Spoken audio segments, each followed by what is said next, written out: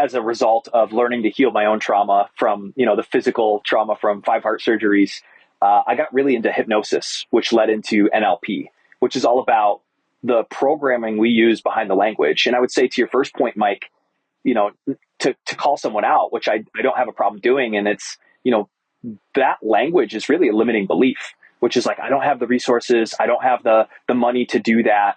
And really, you are only as limited as the beliefs that you carry. Welcome back to the Better Than Rich show. We are in for another treat today with Dakota Malone. And Dakota is someone who has done something that not many people have done. He has survived 5 heart surgeries, which is, we talk a little bit about that, but we spend most of our conversation talking about the sustainability of humans, sustainability of our planet, sustainability of building a life resume, self-healing, the unconscious mind. We talk about entrepreneurship and sales. It's a really inspirational conversation that we have, a little bit of his personal journey, of how he got to where he's at right now and how he's built several successful businesses. So I think you'll really enjoy another great conversation on the Better Than Rich show with Dakota Malone.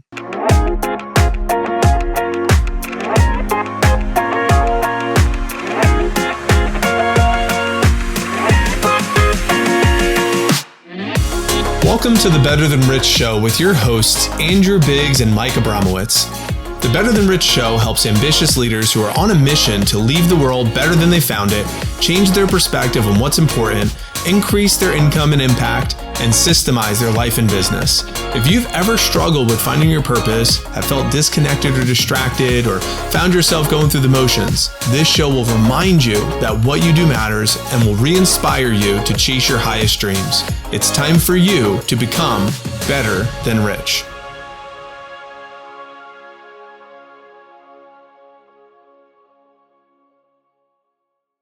Welcome back to the Better Than Rich show. I'm your host today, Mike Abramowitz, and I am here with Dakota Malone. Dakota, welcome to the show, brother. Thank you so much for having me, Mike. I'm excited to be here. Yeah, I'm looking forward to this. And what's really fascinating about your, we're going to get into your story a little bit, but not every guest we've had has survived 5 heart surgeries. So I know we're going to unpack that a little bit. But I think the most fascinating thing about this is you're 30 years old and you have co-founded a very successful community solar company after being in the industry for 4 years. And before we clicked record, I asked you, I said, well, you're pretty young to kind of do this. What was the story to get there? And as you started sharing that with me, I'm like, yep, I relate to that. So I figure if we started there with you just kind of unpacking a little bit from age 20, getting your foot into solar to where you're at now at 30, after going through solar and then launching your own solar, co-founding your own solar company. I'd like you to start there because I think that sets a really strong foundation for where we're going to where I anticipate we're going to start. We're going to explore of sustaining a growing company and stacking layers onto a growing company, because that's something that we specialize in. We talk a lot about on the show. So why don't you unpack that? Take us to that journey a little bit, Dakota. Yeah, no, I'd love to. And I admire your work for many reasons, Mike. I remember when I first checked out your stuff, it's obviously in line with a lot of the same principles that I live my life by, sustainability being one of them. And of course, thriving post 5 heart surgeries led directly into my line of work. And so I'm happy to kind of unpack that. I was 19, 20 years old. I had graduated with my 2-year degree. I never wanted to go to college in the first place, but my parents made me. I remember handing them my 2-year degree and I was like, please leave me alone. I'm going to go figure out business. And I remember being in my room as a kid with like the blankets over my head with my first laptop at like 2 a.m. And I was the kid that was Googling like jobs without a college degree that I could make $100,000 a year or more. And so I was priming myself from a young age of, wanting that time freedom, which came as a result of I had a very sheltered life as a child. I wasn't allowed to play sports. I couldn't really go. My doctors were telling me, don't do this, don't do that. And it really didn't coincide with my rebellious personality. And so I was always very outward and like, I want to get out. I want to explore. And so, I was 19, 20 years old. My friend was making a lot of money. He was posting it on Facebook about how he was doing door-to-door sales. And I remember messaging him, Mike, and I said, I don't care what you're doing. I don't care what you're selling. I'm in. And, my very first work trip, it was like day 2 of the job. We drive out to Albany, New York, and we're doing door-to-door sales in the energy space. And I remember it was day 3, middle of winter. We were knocking some of the most dangerous streets in Albany. And I was at a Stewart's gas station with a cup of coffee around my hands because I was so cold. I had zero sales experience, no reason to believe I would ever be good at door-to-door sales when my dad calls me. And he worked at a manufacturing plant where I'm originally from in upstate New York, basically saying, "Hey, Dakota, I got you lined up with a job. You can come home now." And again, it was my 3rd day. And I remember telling my dad, "Hey, look, I think I just want to knock doors instead." And he was like, "What is wrong with you? Like, you were throwing away an opportunity." And I look at that, Mike, as a fork in the road for me. I was a young kid. I don't even think I was 20 yet. I think I was 19. And I had the choice. I could go back and live a cushiony life, eventually make my way to 6 figures working in a manufacturing plant, work my way through leadership, et cetera. Or I could really blaze my own trail. And again, for my rebellious personality and just my personal story of wanting to get out, I went ahead and chose to spend my 20s in this adventurous state. So a couple fun facts. I've moved over 40 times in the last 12, 13 years. And again, a lot of it was for work, just exploring different parts of the country. I've lived east to west coast, also did a sabbatical, took a mini retirement over in Europe, which, happy to talk about. Obviously a big part of my journey, jumping into entrepreneurship, really going from self-employed, learning the skill set of sales, and then, stacking that on top of more and more skill acquisition to jump into entrepreneurship. And so my 20s was adventurous. I was all over the place. I was interacting with lots of different types of communities, from some of the poorest and most dangerous places in the world to some of the most rich and luxurious places in the world, doing door-to-door sales with everything in between, really understanding the foundations of what entrepreneurship was. And from there, I was able to kind of scale into, what I'm doing now. And over the last 6 years, I had mentioned, I've been in the energy space for over a decade, but for the last, half decade plus, my company has been serving as consultants to some of the most significant solar developers in the country. And we have a streamlined interest in deploying access to renewables, specifically for large users of electricity. And so we've built a, 7-figure business with sustainability principles in mind. And that's really off the backs of how I chose to spend my 20s, which was really interrelated to, what my childhood was like, going through, some of the experiences that I did. Yeah, great. I relate fully. I mean, especially being a Cutco guy. I mean, I sold Cutco. My business partner sold Cutco. I forgot I read that about you. Yes, I loved that. Yes. So full alignment there. I mean, it's getting engineering degree, and then my dad being like, "You're going to sell knives, you're out of your mind," and then did it for 20 years, and 19.5 million in sales, and 5,000 people I've coached and trained, and all the foundational principles and everything that came from that.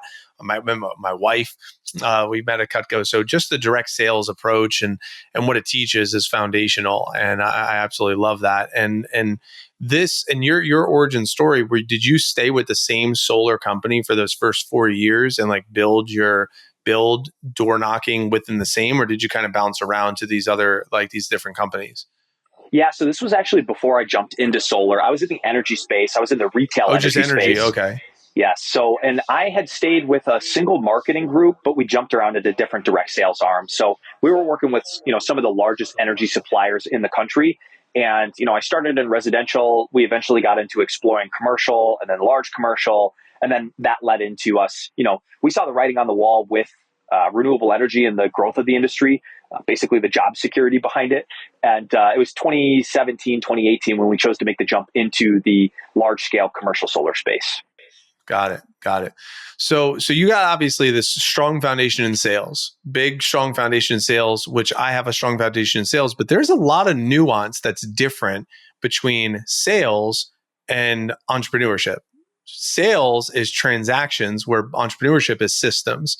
So if you're cool with that, I'd really like to kind of go direct our attention a little bit towards this nuance from your perspective. I know from mine, and I share this on the show a lot, but from your perspective, what do you find the difference between you're being a solopreneur, you're really good at sales, you're running your own independent selling company, your own independent selling business, to now I'm going to be an entrepreneur and run a business where it's like I'm responsible for attracting, converting, onboarding, and retaining my clients and also talent as I grow to scale. And there's a lot more systems and predictability and SOPs and flowcharts that really, I don't want to use the word need, but it requires some sort of attention that sometimes the sales guy over, just over, what's the word I'm looking for? Maybe they're not ready. I'm losing the word, but they're not prepared, or they're not prepared to go make that jump. So loss of word there, but whatever, you understand the question, I'm Yeah. hoping. So what would you say here, please? Yeah, for me, I just think they're totally different skill sets. For my experience, 2016, I was the number one door-to-door salesperson in the company I was working for. I think they had over 2,000 plus agents in the world, and I was number one. And so I was a ridiculously good salesperson and closer, but I was a terrible manager, and I still am.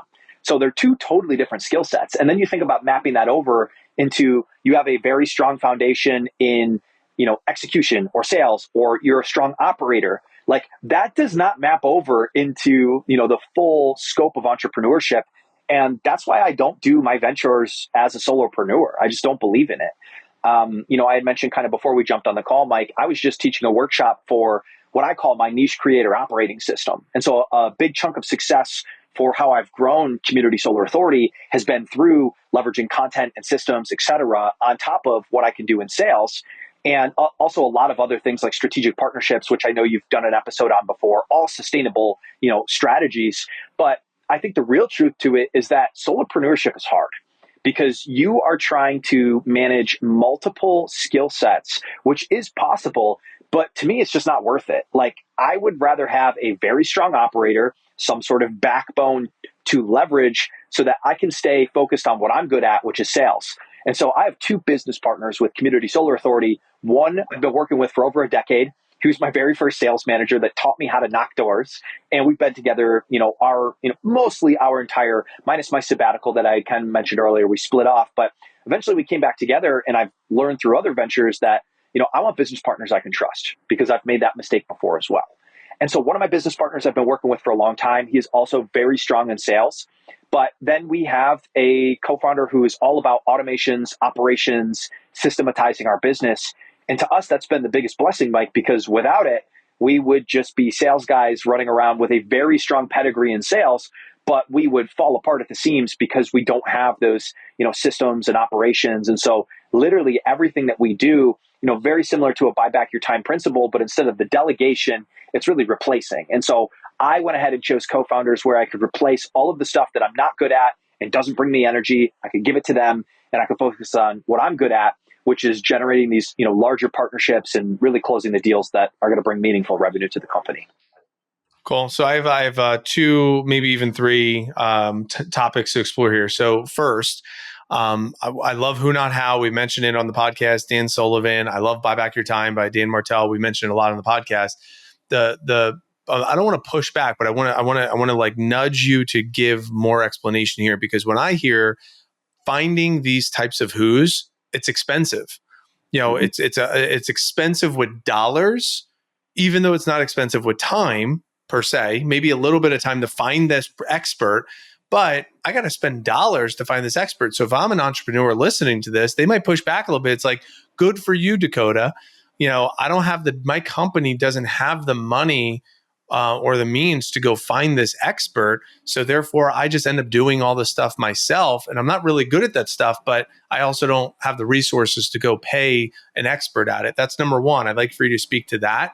And then number two is, hey, Dakota, I've done that. I found an expert. I paid them top dollar. And then the foundation of my business was resting on the shoulders of this great who, that when that who left, my business crumbled. So this person was so paramount to the success of the company that the company wasn't really that successful. It was one really good person because the systems didn't come. I didn't have a strong infrastructure that I put this expert in.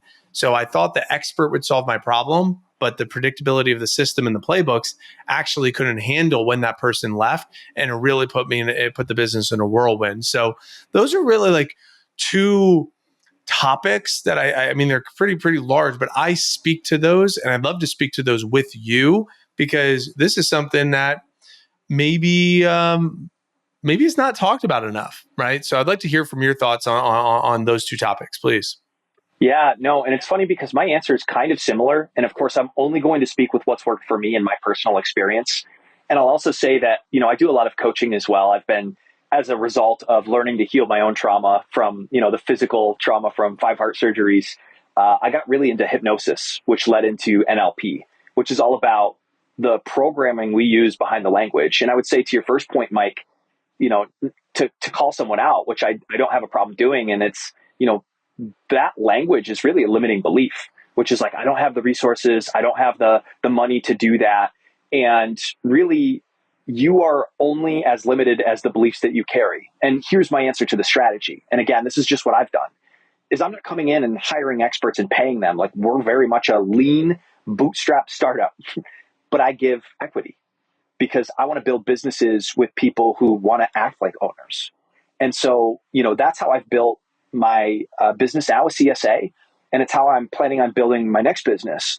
And this is very similar to principles, that like the Cody Sanchez's of the world teach when you're thinking about buying up small businesses and then, being an owner, not an operator. You're bringing in an operator to run that business, but the way that you do it is you don't give them a salary, you give them ownership.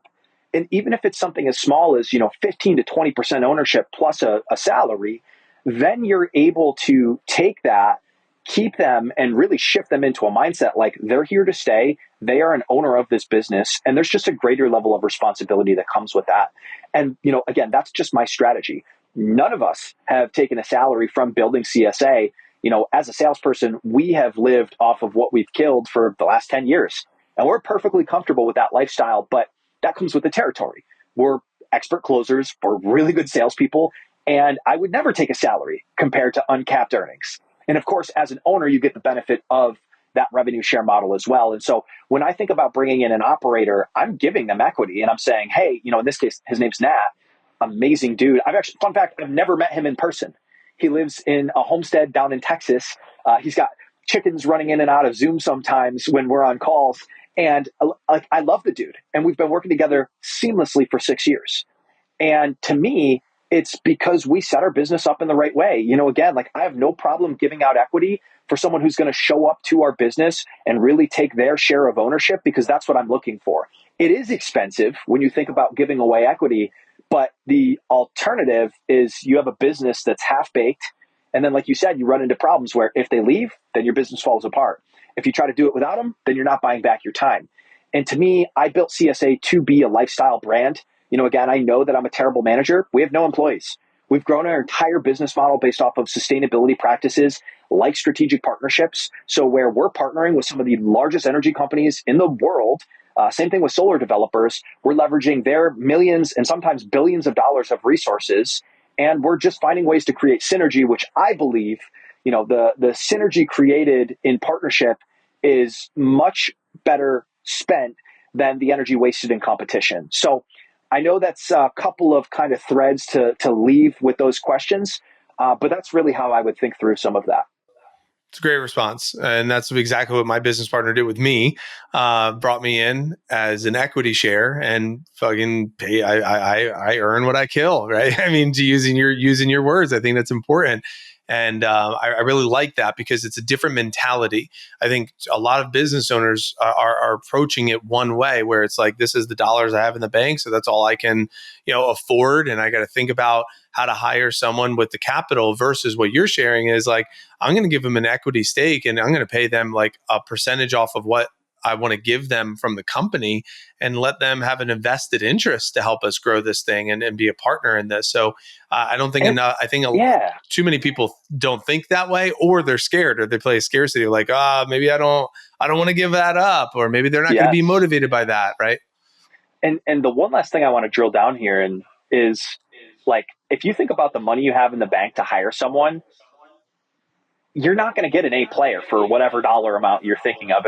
Especially if you're thinking in scarcity, like, oh, I can never do this. How am I supposed to, how am I supposed to take the money I'm earning? You'll never get an A player. And so the stats between, B plus players and below compared to the work that you'll get from hiring and working with an A player is literally, and this is just data, 5x, Mike. So in order to give away the equity, in order to make that happen, to capture an A player, not only are you getting a 5x return, but you're also adding the ownership component. So they're just going to care. And to me, it's like a no-brainer. Like, I would never spend money to hire a B plus player when I could just partner with an A player. And again, I do the same thing in strategic partnerships. So when I'm not even talking about, and again, this is just personal preference because I don't want to manage people. I want to partner with people. I give them revenue shares based on what we're closing together. And to me, they're taking ownership in that.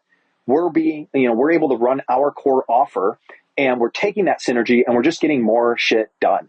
And so that's just kind of my final thought there is like, I would never do the former where I'm looking at the money in my bank account, trying to offload it into a B plus player that doesn't care. The returns just will never be there transparently. Well, just a sidebar question to this. If hypothetically, your operator, I know that's not a strength of yours, as you mentioned, but if that operator disappeared, and using this as an example, how is your operator making sure that the business stays predictable? Because if that's not the strength of the salespeople, so that way his position could be replaced. Or if he wants to cash out his equity, as an example, he's like, all right, I'm out. And he says, give me my 15 or 20%, I'm out, and you guys can figure it out on your own. How documented is what he does, so that way it could be a little bit easier on you and your other partner to find a replacement for this person. So using this as the example, because someone listening to this might be on the flip side of that. They're really good at the operations, but they're really terrible at the sales. But they found this really good salesperson and sales manager, and this person who's running that section of the company, and that person's crushing it. However, if that person cashes out and they just want to move on to the next thing, how might this business owner enforce documentation so that way there's some level of predictability and scaling, so that way if that who wants to take a sabbatical, or if that who wants to leave or cash out, the business doesn't necessarily have to suffer. I share this because when I was in my direct sales office, I left for 8.5 months because my son was born premature. For those that know the story, I was in the hospital for 8.5 months, where my office ran without me and still produced $250,000 in revenue and 6 figures in profits for me without me there, because I put so much predictability and infrastructure in place where it could be run without me. And I think that's what a lot of our business owners that are listening to the show want, is they want to have predictability. So predictability can come from a who, but we also want to make sure we're leveraging that who's intelligence to create predictability beyond the who. How would you speak to that, for how you're maybe hedging against that, or for your company, or what counsel you might offer to somebody who asks that of you and your mastermind group? I love this question. And I was recently on a different podcast. It's called the Manufacturing Executive Podcast by a gent named Joe Sullivan. And we were talking about this as a business sustainability principle, which is like, you have a mass exodus of boomers leaving businesses. Now, they're selling their businesses as owners, but from a manufacturing perspective, you have all of this freaking knowledge with senior guys of 30 to 40 years. And if that business is not capturing that intelligence and writing it down and getting it into SOPs and training the younger guys, they are in for a massive upheaval in their business, because as that talent exits, all of the knowledge does as well. And, I'm watching my dad. He's 62. He's ready to retire. He's been there for 38 years. And he's been a direct result of launching some billion-dollar initiatives for the manufacturer that he works for, one of the largest aluminum recycling plants in the world. And I think about that in the same exact way that you posed the question, Mike, which is like, for us, which is getting a little tactical, we have our entire business set up in Notion. So I have a very strong sales background, but as I've started to acquire more and more skills like content creation, my entire content creation system is automated so that I can build a niche B2B business using systems, automations, and tools. And the same way with Nat as an operator, if he ever wanted to exit, our entire business lives in Notion. All of our SOPs are written down. All of them are plugged in. We are heavy into automation. And on the other side of that is really about testing. So, I'll take sabbaticals, and we all do. I just recently went to Costa Rica for 2 weeks, and my philosophy is like, let's just exit the business and see what breaks, because then it will really reveal what is flawed. And for us, nothing went wrong. We got deals closed. Business was usual. I got engaged in Costa Rica. I went to a music festival. I had a blast. And that's the other advantage of not being a solopreneur is I have two kick-ass business partners that I can rely on. And again, I think it's, some people want to build a big business and be a big behemoth. Other people, like us, we started and we still operate this way where, I built our business to be a lifestyle business. I don't really plan on ever exiting it. Especially as a brokerage, there's really no intrinsic business value, which also keeps us within the business. And, the way that you grow something that doesn't have intrinsic value, because, for example, a lot of our clients are just one-time payments, very similar to a real estate transaction. The way that you build value in a brokerage is that you get people to never stop selling. And so that's why we're so big on strategic partnerships, because our deal flow is crazy. We never stop selling. But it is just really like, how you set up your business, what does that look like? But for us, to kind of answer your question, Mike, is we're really large on SOPs. Nat could walk away for 2 weeks and nothing would happen. I have everything that I need directly in Notion, so I could just, within a couple clicks, really get the idea of what we need to do. And we are thinking about, how do we buy back our time and how do we step out of our business? Right now, we have a lot of our time bought back because we've run through the book, a lot of the same stuff that you teach at Better Than Rich. Which is like, go through the process, do the time audit, see where you can buy back your time.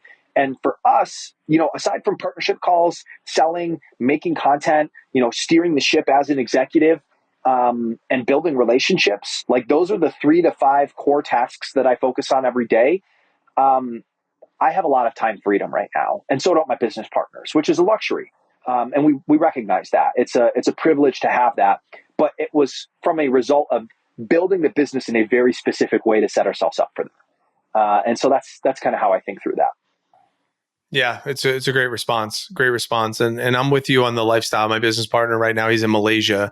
He was in India Awesome. for several months, and now he's in Malaysia, and he's just like traveling wherever he's going. He's homeschooling his kids, and myself, I'm in our newborn daughter. She's 5 months, and my son is 3. Congrats. And last year we took 9 full weeks off last year in 2023. So 100% with you on the lifestyle. Different chapter, different season of life, I would say. Yes. But you're entering there. Congrats on the engagement, and Thank you. but having that foundation is really, really critical, and that's what we want for business owners. We want them to create a business that's a vehicle for them to pursue their life, not where the business becomes their life.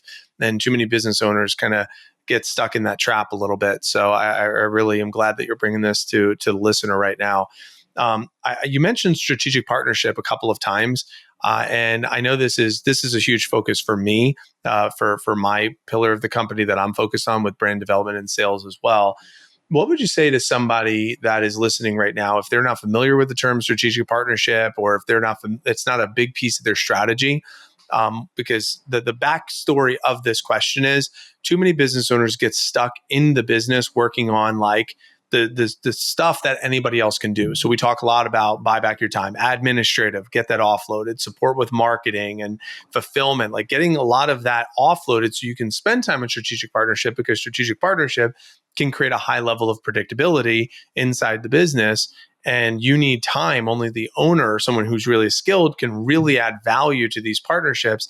And I think about like a real estate professional. They're like, only I can do, you fill in the blank, where it's like, realistically, if you spend that much time doing what you're doing over here with showing houses or putting open house signs up or something like that, and you forged a lead generation with accountants and those in financial services or attorneys who are dealing with debt, divorce, disaster, death of loved ones, and they're constantly having houses that they need to sell. And all you're doing is working with those people that funnel you their leads, as an example. And you have 10 partnerships that have 10 Ds every, month or every year, you have a very predictable business of leads that are coming in. Now you have your picking because you spent that time, instead of showing one house, creating a partnership with someone that can get you 10 houses as an example, because they have this flow of your avatar, of your ideal client. So that's like the framework. And I'd really like to kick it to you to just kind of riff on what strategic partnerships have done for you. How do you focus on them? Where do you search for them? What counsel do you offer about this? I'd love to have you just jam on that, because I think it's an underutilized strategy for business owners, because they're like, I don't have the time to focus on that because I'm so focused on this. But it's like, buy back your time on this shit so you can focus on the strategic partnership. So let me have you just riff on that a little bit, Dakota. Yeah, so many threads come up, and I guess it's just because it's such a big piece of my business. I had everybody shaking at my workshop because we did an exercise, and I called it partner with your competitor. And it was like a thought experiment of like, if you have someone local in your market or larger, regionally, nationally, where you look at them as a competitor, like go through and take the time and in the thought experiment and think about how you can find ways to partner.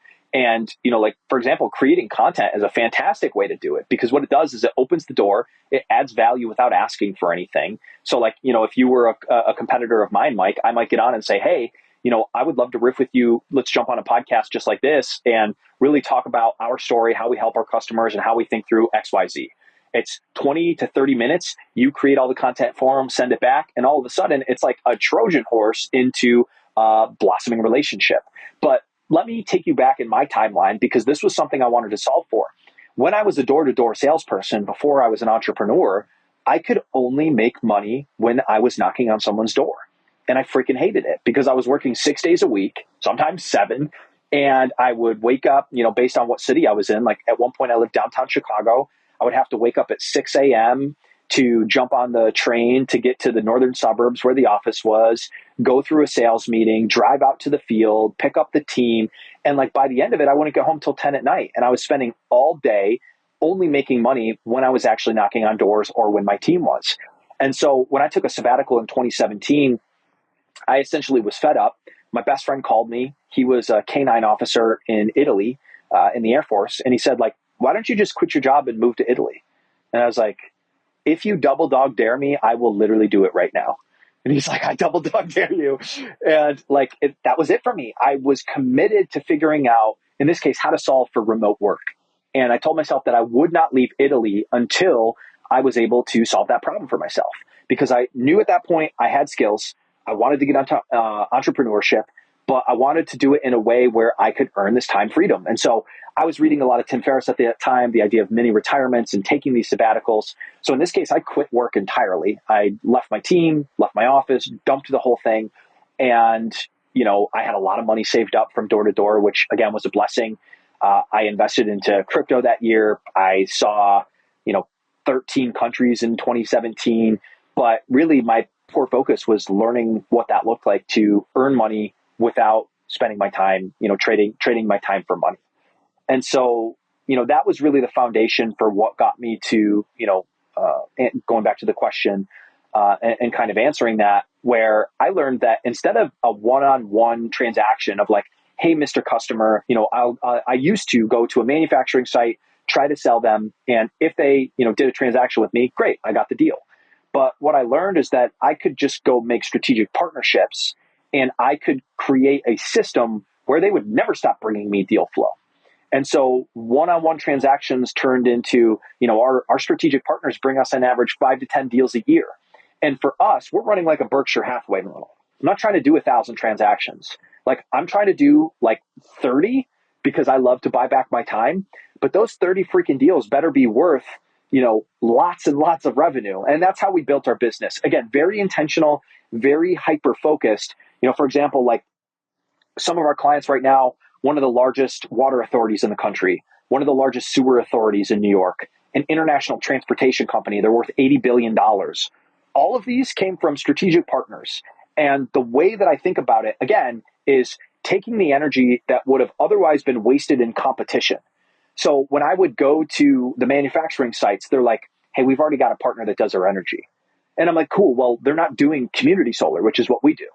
And if they are, like, there's no way they're as good as us, because we've been doing this longer. We have access that nobody else has. Our business is set up in a very streamlined way where our value prop is access, because there's only so many solar farms. There's only so many A players in the space.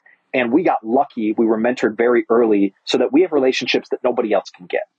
And so what we did was we took that value prop and we started going to these energy suppliers, energy brokerages, but then we just took it cross laterally, Mike, and we partner with construction companies, commercial real estate groups, real estate brokerages, architects, anybody who's working with large users of electricity, which is our ideal client fit. I mean, we're partnered with a guy who sells gyms to municipalities. He sells like parks and like workout equipment. And he goes in and says, hey, by the way, I'm partnered with Community Solar Authority. These guys also help municipalities think through improved operating profits by lowering electricity costs. Would you be open to a conversation with them? And so we set up our strategic partners in a way where all they're responsible for is bringing us an introduction. We leverage that relationship because they've already done transactions together. They know, like, and trust that organization. They bring us into a Zoom call, right? And so we jump on Zoom and then we deliver our unique offer. And again, the way that we do it is we give away revenue share. It's not a fixed price. It's not capped, which is very unlike what every other, billion-dollar solar company does. And so we're just differentiating ourselves. We have a total blue ocean strategy where nobody else can copy us because of our value prop. And we just, transparently leverage the shit out of it because we're willing to do what other people won't because we're a lean bootstrap startup. And really our, comparison to other types of partnerships that, our players could work with are those giant corporations that don't bend the rules. They don't get creative. They will never do a revenue share model. And so we're able to find really unique success in that area of strategic partnerships just by leveraging a couple of those principles that I had talked about. It's great, Dakota. And listener, you obviously could go back and listen to what Dakota just said. For you specifically that's listening to this, you might want to think, what's your version of this? Like, how might you find who in your space, in the simplest way, has a pool of your target clients? So therefore, number one, you need to know who your target client is. And then number two, you need to know who has access to that target client. And then number three, how might you add value to that person or that group who has access to your target client? What Dakota shared, how does he add value to them? He gives them rev share. That's a tremendous value add, but maybe you can't or choose not to or aren't able to give rev share. What could you do to add value to them? What do they want? Do they want leads? Do they want reputation? Do they want recognition? Do they want gifts? Yes. Do they want money? Do they want credibility? Do they want to give back? Do they have a charity or philanthropy that you want to get involved in? Imagine that. Imagine that was their path. All they wanted to do was you support their charity. Like, what? Of course. Yeah, we'll promote your charity for you. Send us clients. Like, you don't necessarily know until you kind of enter the corridor and have the corridor principle. Like, go have a conversation with them and see, how might I be able to add value to you? I know how you could add value to me. I would love for you to be a referral source. I want to earn your trust and I want to get that partnership. But before you give me anyone, I want to add value to you. What are ways that I could add value to you, to your company, to your values? What's important to you? I did some research. These are some things that I saw that we could align with. What do you think about that? Right? Like, that's what I would like for you as a listener to just really explore, because what Dakota's talking about can truly transform your business from, something that is you fighting for the onesie twosie leads to create this flow of predictable lead flow into your business and have almost like a team, like you're having an external team doing some marketing for you. Dakota, would you, anything you want to say about that before we kind of take a little pivot in a different direction? Yeah. Yeah, just to drill down deeper and get super tactical here, I had mentioned, I know we have a lot of mutual books on our shelves. I saw $100 million leads underneath Buy Back Your Time. But the strategic partnership is all about $100 million offers. And the idea is that the same way you make an offer to your end user, you need to figure out what your offer is to a strategic partnership. And so you use the same exact value equation. What's the dream outcome? What's your perceived likelihood of achievement? How fast can you make it happen, meaning the time delay? And then what effort and sacrifice can you remove? And so our value prop to our strategic partnerships has been look like a hero and add more value to your clients, help you keep them longer, and generate additional revenue. And those three things, they want to look good to their clients. They're already taking care of them for XYZ. But if we can come back and save them an extra $100,000 a year for free, which is our offer to end users, then all of a sudden the person that referred us looks like a badass. They're like, damn, Mike, you just, helped us unlock millions of dollars in savings with solar. And like, you're not even a solar guy. Like, thank you. So we help our strategic partners look like a hero. They naturally keep their clients longer because of the value we add. So they're like, look, Mike, you helped us save 100 grand with solar. Like, I'm never going to a different vendor now because of the value that you added. And then again, the last piece is the revenue share, which is like, now you're generating revenue based off of an uncapped earning, which is huge. And then again, we're creating unique offers to our strategic partnerships the same way we do for our end users. It's obviously going to be different, but that's what your listeners can really think about is how do I create an offer so compelling to our strategic partners that they're going to want to work with me and nobody else? Yeah, that's great. That's great, Dakota. I know. I mean, the conversation is kind of just flying by. What did we not talk about today, Dakota, that you're like, man, I really think we should hit on that, or I'd like to talk about that before we go to our final three questions and allow people to kind of follow up with you? That's a good question. I've loved this conversation, Mike. Obviously we have a lot of overlap, which is just like awesome. And I've loved being in just such a flow state with you transparently. I guess I could take a quick look at my whiteboard.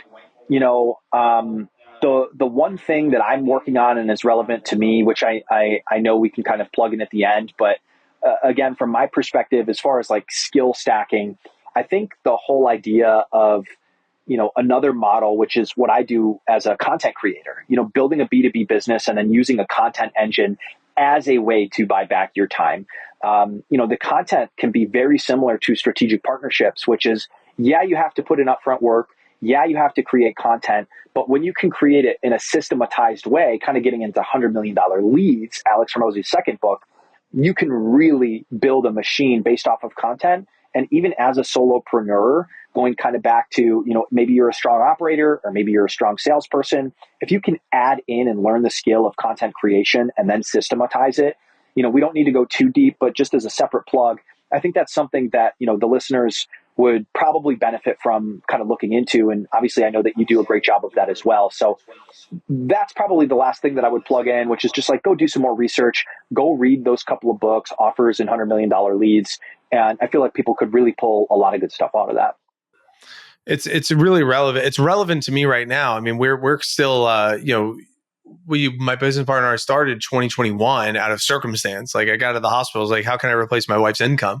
And it was like, let's find out. So that was September of 2021. We officially partnered up 2022 and, really starting to figure out what the product market fit is. And so we're still in that exploratory phase. And what's really fun about this, to your point, is my lead magnet going into the year, I switched it up just to like, what can I add value? And that lead magnet shifted to a 90-day delegation planning session with a 25-page workbook. I said, I will help you delegate all those administrative tasks. You don't have to use our service. I'll just work with you to help you figure out how to delegate your bottom 20%. And if you want to use our services to take that off of your plate, we'll do that. But at least you'll leave the conversation knowing what the bottom 20% is and how to get those offloaded. I just shifted that up. I had 40 something conversations in Q1 and 26 of them decided to use our service. That's right. Awesome. So it's like, that's a perfect example right now. What I'm thinking is like, okay, how can I add value to the marketplace? I've been doing these free I'm calling them get shit done workshops. They're GSD workshops where I'm hopping on and I'm training your chat GPT for you, training your chat GPT to get a process offloaded. So I started with your avatar, tone, and brand. I call it ATB. I will train your GPT for you and with you. So that way somebody else can write content for you as you with a trained AI. Right now I'm doing inbox management. I will train you on how to organize your inbox and train your AI on how to organize your inbox so you can delegate it effectively to a virtual assistant. I'm doing like communication guidelines, all these different things. But what's happening is why I'm doing these for free. Why am I, for as little as 2 to 4 people to 10 to 20 people, why am I doing this as a lead magnet, brand awareness? Well, to your point, Dakota, is product market fit. I want to add a tremendous amount of value to the marketplace for free, brand awareness, and the right person happens to be there or knows someone, I'm also letting them know, hey, by the way, I'm also, if you like this style or know someone else that would like this get shit done model, in the next couple of weeks, I'm going to be launching a get shit done mastermind where this is what I'm going to be doing behind the paywall. So I'm just doing it for free now. But if you wanted to continue doing some of this stuff for me, so I'm doing it for like 2 months free, this type of thing, and then that leads into an offer. So, listener, I'm really encouraging you to think from Dakota's lens is what can you do to add as much value to the marketplace before you just go start asking and taking. Like, what could you do to add value and give and demonstrate what your expertise is, while simultaneously letting people see that and experience that, get them a small result or maybe a large result. And they'll be like, damn, if this is your free stuff, holy shit, I can only imagine how good your paid stuff is. All right, you got my attention now. And once you have their attention, then I could get them interested and then I could get them invested. But let's start with getting their attention and getting them intrigued before we just try to get them interested and invested right off the bat. I think too many people just try to get the kill, using that word today, that they kind of neglect the process a little bit. So I really I love that you're bringing some of this to the table. So anything else you want to speak to before we transition to final 3 questions, Dakota? No, I loved that. Cool. We ask every guest 3 questions. First question, they could be rapid fire. What do you think the world needs most today? Enhance sustainability. Real quick, I look at life through the lens of sustainability, and I just straight up believe that when we can bedrock sustainability as a principle into the fabric of humanity, not just our businesses, not just the environment. For me, I look at it through 4 pillars, which is human, social, business, and environmental. When we can plug sustainability principles into those 4 aspects, our lives and our world improves. And so for me, I'm always thinking about that. How do we do that? How do we teach people how to do that? Because ultimately, sustainability is about what we want to preserve. And, as a person who believes in creation, like, we literally create the lives by the language that we use as individuals, but really as a collective, what the world needs more of right now is sustainability. Appreciate that.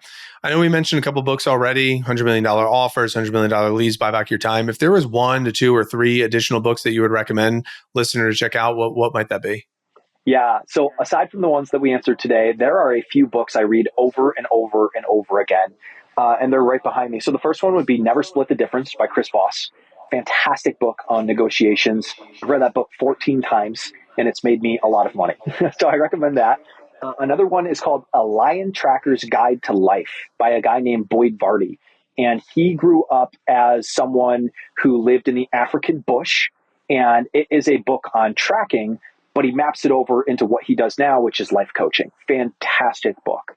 And the third, I would say, I just wrote about it today, actually, which would be, a book from Ryan Holiday's series. He writes a lot of good books, but this one in particular is called Courage is Calling. And it's really about living as a virtuous person, which I believe is extremely important, especially as men. And so, I would recommend any of Ryan's books, but Courage is Calling has been at the top of mind for me. And then maybe a fun one, which we didn't really get to speak on today, but I'm a big believer in, like I said, hypnosis, initiations. I'm a student of shamanic medicine. And there's a book I've read called Crossing the Boundaries Between Nature and Psyche. And it's all about initiatory practices, getting out into nature, and how it really starts to blur the lines between what is myself, what is outside of myself, and the way the psyche opens up and expands our awareness, which is super important from my perspective for personal growth. The author's name is slipping me at the moment, but it's called Crossing the Boundaries Between Nature and Psyche. And that's a fun little bonus I'll throw in. Yeah, I appreciate that. Yeah, we've had some of those deep conversations, Untethered Soul and Power of Now and plant medicine, and we've had some of those deeper conversations on the show for sure. If anyone's interested, Mike Bursick's episode was really, really strong about that. But Dakota, final question: what does it mean to you to be better than rich? Amazing question. Yeah, I had also just written about this recently, and I'm also reading a book on actually indigenous wisdom, and it really is centered around what are the real luxuries of life? And for me, it goes way beyond quote unquote being rich and even being wealthy. For me, I've just got some of them here. The real luxuries of life are being present, peace of mind, slow mornings, people you love, the ability to serve the world, the freedom of choice, a good night's sleep, the art of movement, community and people who value you, connection with the land, healthy relationship with food, and sacred space and ceremony. To me, that is what is actually important in life, and the real luxuries. And again, when you can buy back your time, you can start to embody those principles of being better than rich, because life is so much more enriching than, the money in our bank accounts or the investments that we have. And it's really something that point blank is accessible to anybody. Anybody can walk outside, get some vitamin D, let the sun hit their skin, be barefoot, grounded to the earth, take a deep breath, do a breathwork practice, get grounded, become present, find peace, have the awareness. Like, all of this stuff is available to everybody. You do not need to be an entrepreneur. You do not need to have millions of dollars. You do not need anything to access the real luxuries of life. And so those are some of the things that I think about when it comes to being better than rich. That's great. Dakota, I'm sure people are going to want to stay in touch with you and follow your journey and be a part of what you're a part of. Where could they go to learn more? Yeah, I encourage people to jump onto my LinkedIn, which is just linkedin.com/in/Dakota Malone. I talk a lot about commercial solar, which I know is very niche. And, I only have about 5,000 followers at the time. But, that's why I built my niche creator operating system, because you don't need hundreds of thousands of followers to build a really big business. I am going to be launching some additional ventures in the next couple months here. And so maybe I'll start to post about some of that.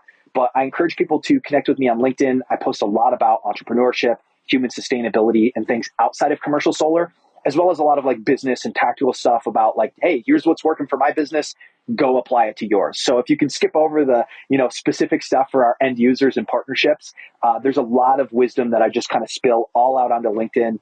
And that's why I encourage people to follow me. Great. LinkedIn.com/n/Dakota Malone.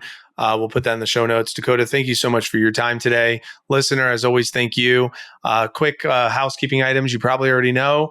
I recently launched our Get Shit Done Mastermind. And as I'm recording this in May, we haven't released it, but when you're listening to this, it's probably just officially released. I just had 3 people sign up and it's not even launched yet. So I don't know how many I'm going to cap it out. I'm probably thinking maybe 10. So it might already be full. But the whole point is each month we hop on for 90 minutes to get shit done. You figure out what your lead domino is. And then once a quarter, we hop on for 4 hours to get what that lead domino is and get that done. So it's concentrated pace for you and your assistant, or you and your key player, your key person, your operator, to hop on with me and other business owners, expert-led facilitation, breakout room to actually get shit finished. It's not necessarily collaboration or education. It's GSD, installation implementation. So if you haven't seen information about it, you should. And I don't exactly know where that would be. So just email me, mike@betterthanrich.com. Because like I said, it's not launched officially yet. But mike@betterthanrich.com, send me an email or just go to betterthanrich.com. It probably is on the site. So take care, everyone. As always, leave today better than you found it. Till next time on the Better Than Rich Show. Cheers. Thanks for listening. If you enjoyed this episode and you'd like to help support the show, please share it with others, post about it on social media, or leave a rating and review. To catch all the latest from us, you can follow us on Instagram @betterthan_rich and join our Facebook group @The Better Than Rich Show. Thanks again for listening. We look forward to seeing you next time. And remember, leave today better than you found it.